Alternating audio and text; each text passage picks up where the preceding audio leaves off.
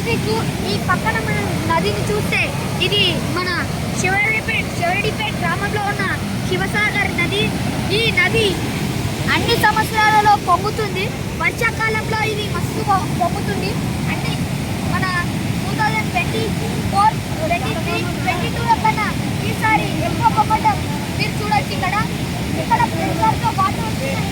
చుట్టుపక్కల ఉన్న అన్ని గ్రామాలు వచ్చి ఈ శివరెడ్డిపేట శివసాగర్ని వచ్చి ఇది చూసి ఎక్స్ప్లోర్ చేస్తున్నారు, ఆల్రెడీ ఎంజాయ్ చేస్తున్నారు. ఇక్కడ వచ్చిన కొంతమందితోని మనం ఇప్పుడు కొంచెం ఎక్స్ప్లోర్ చేసి దాని గురించి అడుగుతాం. రవినాథ్ గురు సార్, ఈ సార్ వచ్చేసి మన పోలీస్ సార్. ఈ సార్ కొంచెం మీ అభిప్రాయం ఏంటి కొంచెం చెప్పగలరా?